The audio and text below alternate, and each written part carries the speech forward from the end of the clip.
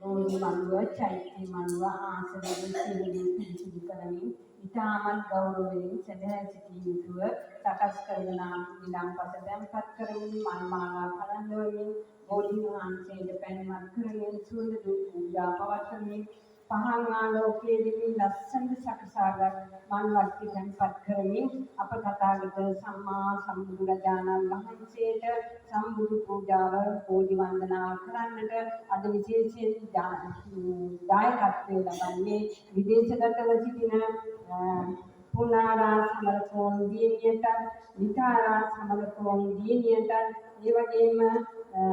ශ්‍යාමී ෆෙනැන්ඩෝ මහත්මියට, පවන් මදුසංක පුතාට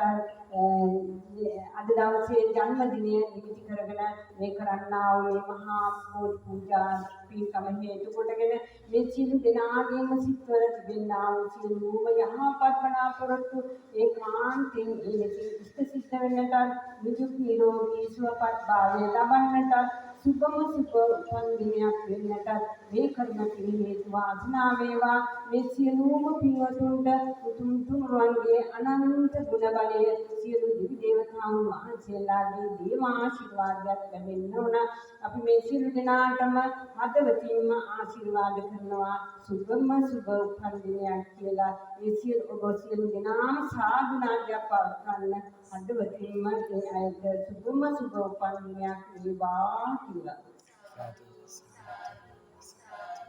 හොඳයි පින්වත්නි, අපි බෝධි පූජාව සඳහා සියලු දෙනාම පංචශීලයේ සමාදන් වෙන්න සාදු නාදයන් දීලා තුන් පාරක් නමස්කාරය කියන්න. සාදු